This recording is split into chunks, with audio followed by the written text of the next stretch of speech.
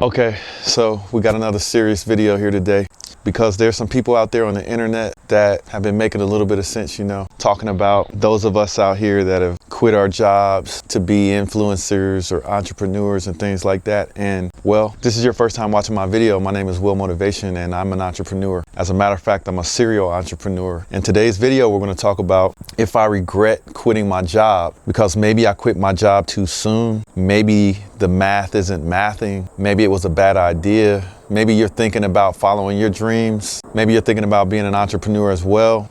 And well, there's people out there that would tell you that it's not a good idea. They would tell you, get a 9-to-5, get a good job, get some overtime, don't quit your job, don't be an entrepreneur, that kind of thing. So, it got me to thinking like, maybe I quit my job too soon. Maybe I shouldn't have quit my job. Well, first of all, let me tell you what my job was before I quit, and I'll tell you kind of what I do now.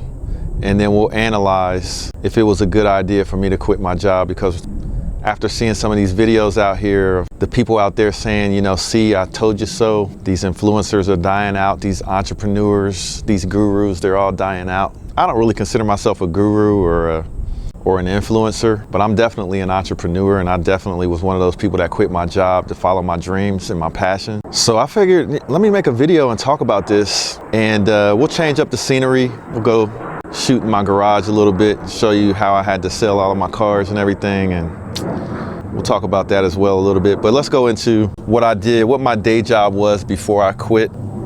I was a software engineer. I went to school, got a 4-year degree in software engineering. I came out, really wasn't making that much when I came out. I was making about $36,000 a year. Many years ago. I'm older than I look. I don't know, a lot of you guys probably think I'm 28, but all right, maybe I don't think I'm 28, but I'm actually 52 years old. So some people see me and they assume things. They assume a lot, but I'm 52 years old. I've been working since I was 16 years old. Every year of my life since I was 16 years old, I've been working, trying to save money, trying to hustle, all that good stuff. But I was a software engineer. I did that from the time I graduated from college, which was 1995. I started a company in 1999, like a side project type of thing. I was following my dreams of being an entrepreneur. I started that in 1999, and I worked it as a side hustle with my main job, and I made like an extra $8,000. Actually, I didn't make any money from 1999 to 2002 running my side business. I didn't make any money. I was just doing it as a passion. I didn't have YouTube and gurus and stuff to show me, the shortcut. A lot of people think anybody that has an online course or they're a guru or they're an influencer, a lot of people automatically think that they're bad or they have bad intentions or that they're liars or that they're fakers. I don't think like that until, I think people are decent. Generally, I think people are decent until they prove me otherwise.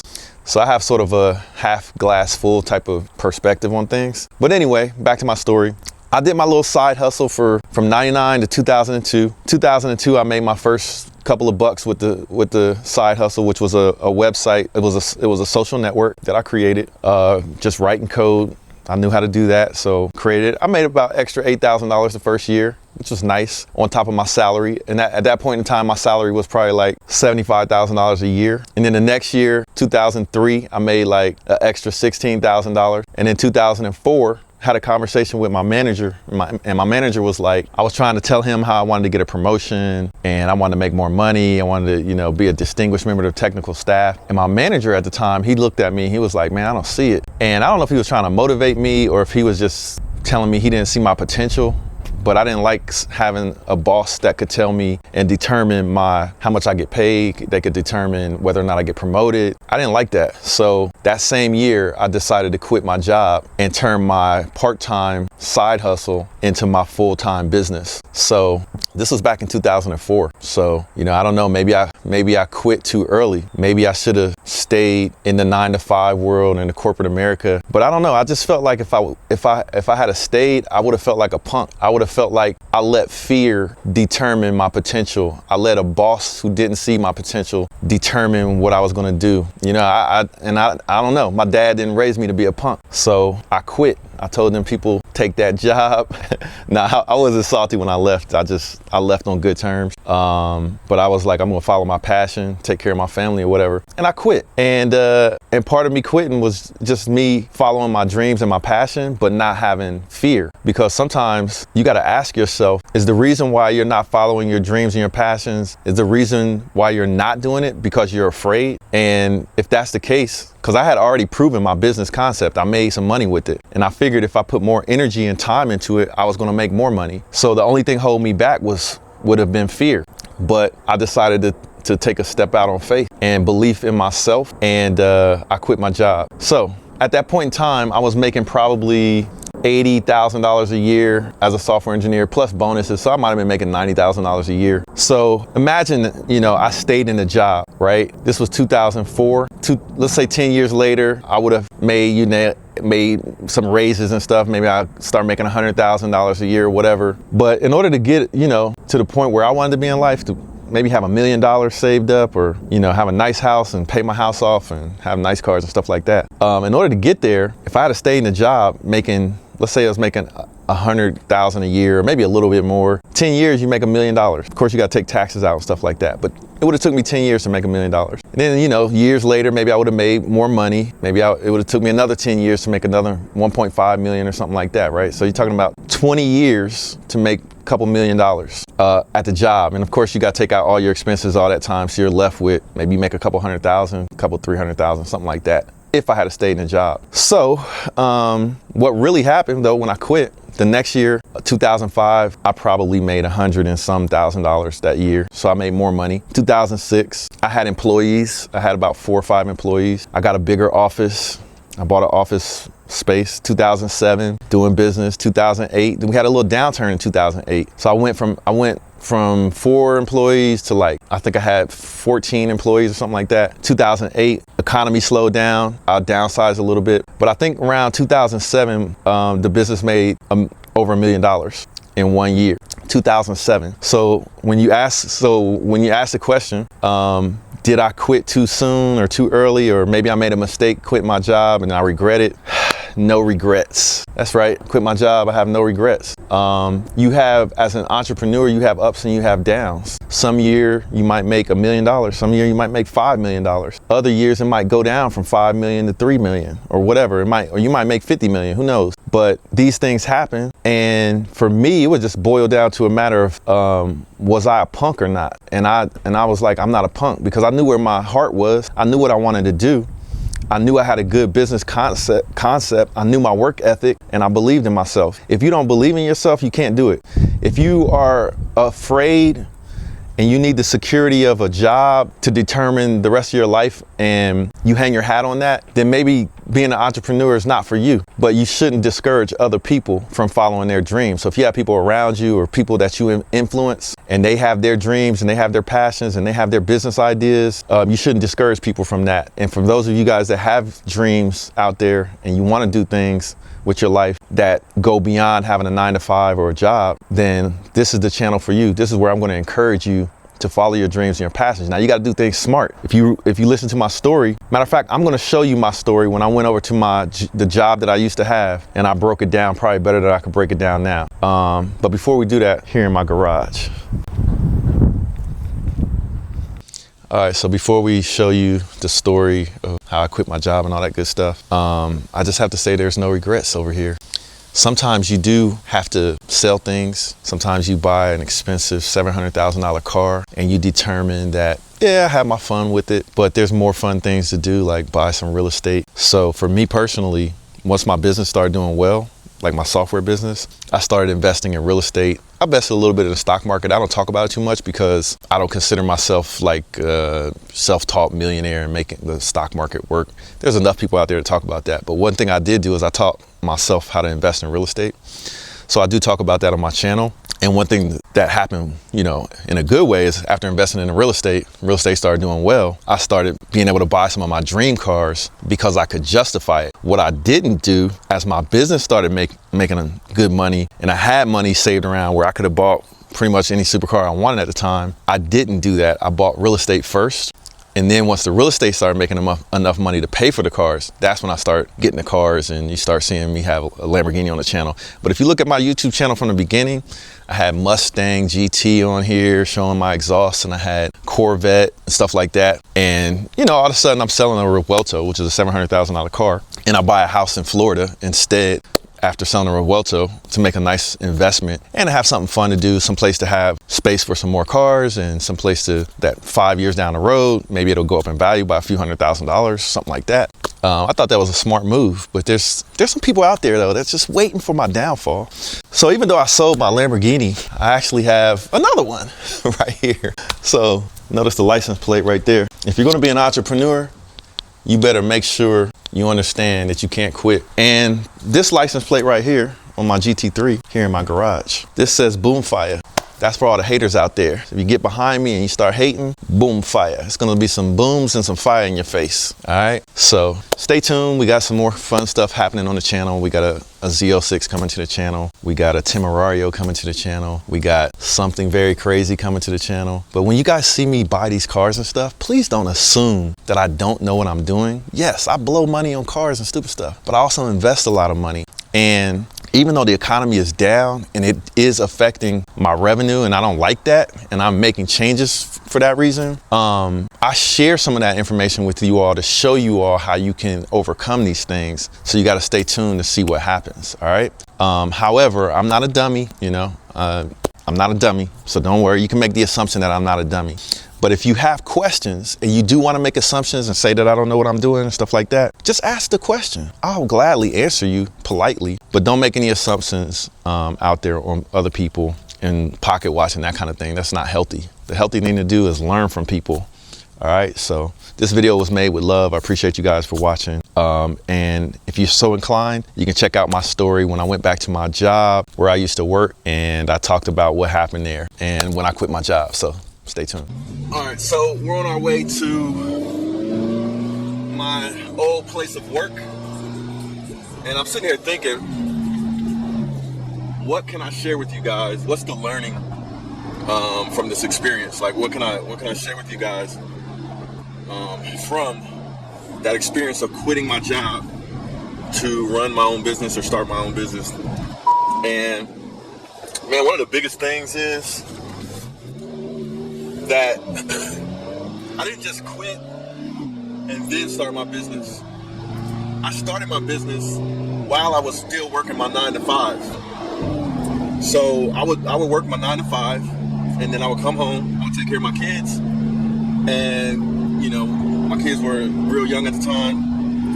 I get my kids in bed 8 or 9 o'clock at night, and then from 9 o'clock at night until 3 o'clock in the morning, or somewhere around that time, I would work on my business and my website. And I did that for about 3 years, or more, you know, probably more like 4 years. I did that, building the business, you know, finally making some money with the business, and then quitting my job. Now, when I quit, I was only making, I would say I made maybe $9,000 for the whole year prior to me quitting. So now at my job, I was making about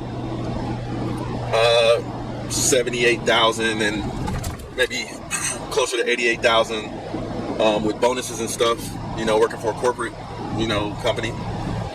So I was making good money, and I was able to, you know, save a little bit of money. I was able to buy a house, you know, my first house. Wasn't anything extravagant, but I had a mortgage. I had a wife at the time, and I had 2 little kids. So the challenge was, how am I going to, you know, quit my job and risk not being able to provide for my family? You know, what if I fail? Well, you have that risk at all times. You know, at the end of the day, you could get fired from your job. You could lose your job for whatever reason. They could downsize. So you could be out of a job anyway. So, you know, that I had to kind of X off the list. Like, okay, well, let me just save up as much money as I can and quit on my terms. You know, I even asked them to give me a severance package because they were starting to downsize the company, and they denied it. They didn't give me a severance package and let me go, which is what I recommended to them, because then they could be prepared to, you know, get a job to somebody else, but they wanted to keep me on. They didn't get it, or they just didn't want to give me a severance package and give me any, you know, good farewell. So I ended up quitting, man, and take a little shortcut here. So yeah, I started a business and ran a business before I actually quit. So my plan was to jump out and give it all my effort, give it all my energy, give it all my attention, and try to turn it into, you know, a thriving and successful business. And so when I quit, first thing I did was I got a little office space so I could have, you know, a serious place to work. It was, you know, it's only like $500 a month. It was a little tiny office. But next thing I did, it was funny. I hired probably 4 or 5 people immediately after I quit, only based on, hey, you know, I can't pay you a whole lot, but, you know, like we can all be in this together, you know. And so I hired my brother, my sister, my friends, and like I said, they all got hired almost immediately. When I went to work in that office, I think I had a team of at least 3 people with me that turned to 5 people within a few months. And I never missed payroll. I paid everybody every week, so I knew how much money I had. I was just trying to be careful, and then we just grew. You know, we attacked. So in case you don't know what that business is that I run, it's a website called hbcuconnect.com. It was the first social network for historically black colleges and universities, and it's still the largest website targeting that particular audience. And it was before Facebook and before LinkedIn. So, you know, it was a new concept, and people gravitated towards it. So we're getting close to the building where I work. Like I said, it's not that far from where I live. So let's go check that out. All right, so we're pulling up on the building now. This is it up here on the right. That is it. It's like a big, I mean, thousands of people used to work here. Now, the building was bought out by a healthcare company. So now it's they do something totally different. Check it out. It's funny because my office used to be right up here in the front. I worked my way up to a window seat. Now I'm gonna try to pull off a crazy maneuver and park right in front of the front door to take a picture for a thumbnail. Let's see what happens.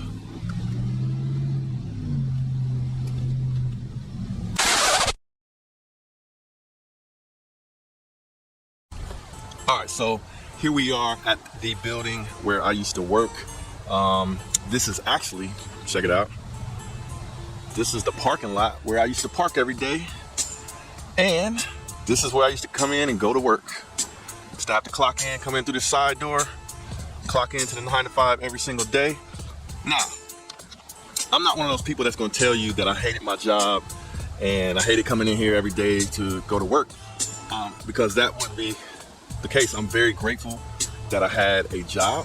I'm very grateful that they paid me well, and they didn't stress me out. So I was able to have energy after work and come home and work on something I was passionate about. And I had a lot of opportunities at this place. And it was sort of a springboard for me being able to provide for my family, but then to be able to follow my dreams as well and start my own business. So I'm very thankful, actually, to this place of employment. Started out as AT&T Bell Labs. They paid for me to go to college. You know, a great company. I thought I was going to retire here. But, you know, soon after I started working, I realized I had bigger dreams and bigger goals, and a regular paycheck wasn't going to cut it for what I wanted to do with my life. So I followed my dreams, followed my passion, started a business. And when that business, you know, started growing, you know what happened? I quit. Now, let's talk a little bit about some of you guys that might be going through that same transition. You might be working a 9 to 5 and you're ready to quit. You're frustrated with your job, or you figured out what your passion is. You figured out what you want to work on, what you want to do with yourself, and you want to get out and you want to run your business full time, and you want to have your own business and do your own thing. And so, you know, maybe you're at the point where I was, and I had a good job, but I wanted to do something different, and you had to make that decision to quit. And so, what can I tell you guys?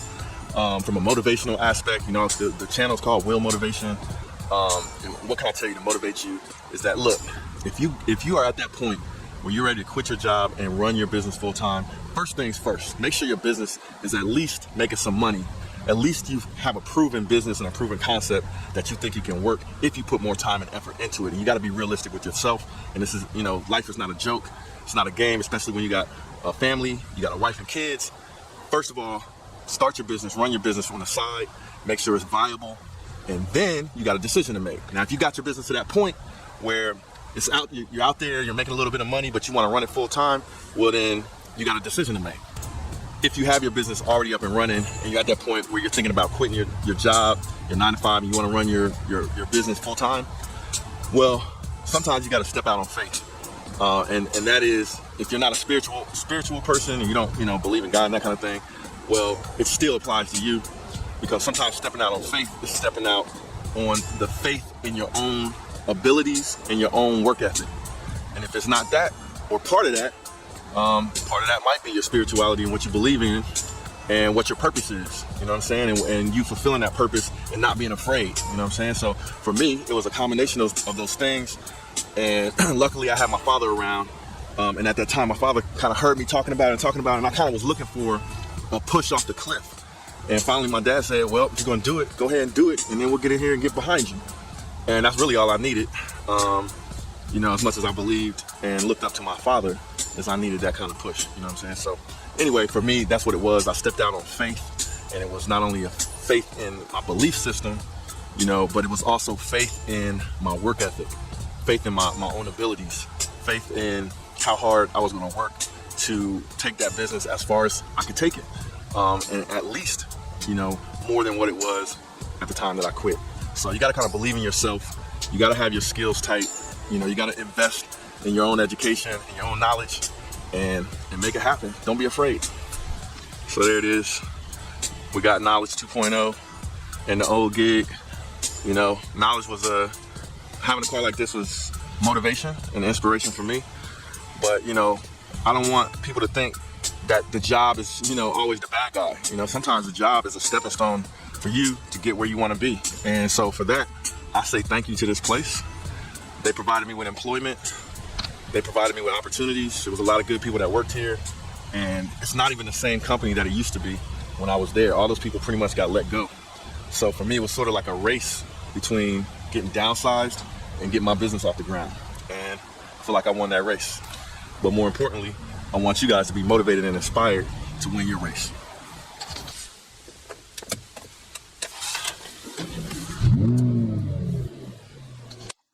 Yo. All right, before you go, a lot of people were wondering. So I gave you sort of the long story and the background story of what led up to me leaving my job and quitting. But a lot of people want to know the gritty version of how I actually quit my job, like what happened the day I quit. So real quick, man, 2 minutes. The day I quit my job and what led up to me quitting my job, basically, I went to my boss and I said, hey, can you guys give me a severance package because they were downsizing? My boss was like, let me check and see. So my boss went to his boss, and, I was a good worker and everything. And I was on sort of a critical, they had downsized some people around me. And I was sort of on a mission critical project, doing some software or whatever for this product we were working on. And a few days later, my boss came back to me and he was like, well, we understand that you want to volunteer to leave the company and get a severance package, because when you get a severance package, what that means is they let you go or they terminate you, but they give you some money, and maybe some stock options or some compensation and maybe like some health care for a while. They give you that in order for you not to come back and try to file for unemployment or sue the company or something like that. They just give you some money to go away. And so I volunteered for that. Usually people don't want that because they basically are getting fired. But I went to my boss and I volunteered. So he came back a few days later and he was like, sorry, they call me Roger, which is my middle name. They were like, sorry, Roger. But we kind of need you here on this project and we're not going to give you that severance package. And when I went to him, I was like, give it to me, because better fire me than somebody else who really needs this job. And for me, I could be okay if you fire me. That's basically what I was trying to tell him. So I volunteered. So I would save somebody else's job. They didn't listen to me. They told me no. And so I was like, okay, in my mind, I had my mind already made up. I knew I was going to quit. But I think they didn't know that I was really going to quit. So I would say probably within 2 weeks, I went back to my boss and I said, hey, we need to talk. And remember that offer I made you guys to basically fire me instead of fire somebody else so I can get a severance package. You guys denied it, but guess what? I'm getting ready to be out of here in 2 weeks. So I basically gave my 2 weeks notice, and I told them I didn't want to burn any bridges because I really didn't have any hate towards the job. I just wanted to do my business. I just wanted to run my business. So I didn't want to burn any bridges. So I didn't like go in there and like roll up to my boss's desk and tell him I quit and start cursing people out and stuff. I didn't do anything like that. I basically went in there, but I was firm though. I was like, there's no negotiation. I'm quitting. I'll give you guys 2 weeks notice, but I'm going to go run my business. I'm going to take care of my son because my son is autistic. And I told them, that was my priority to have more time to be able to be flexible with him. And I figured they would understand that and I wouldn't be burning any bridges, but I got to go. So that's what happened. I told my boss I gave him 2 weeks notice and and I was out, So it was interesting though because I had a boss before this particular boss that I had a review with, and that boss was like, he couldn't see my potential, and I never had a boss that told me anything like that. Usually, all of my bosses were supportive, and they saw my potential, and they wanted me to like reach my fullest.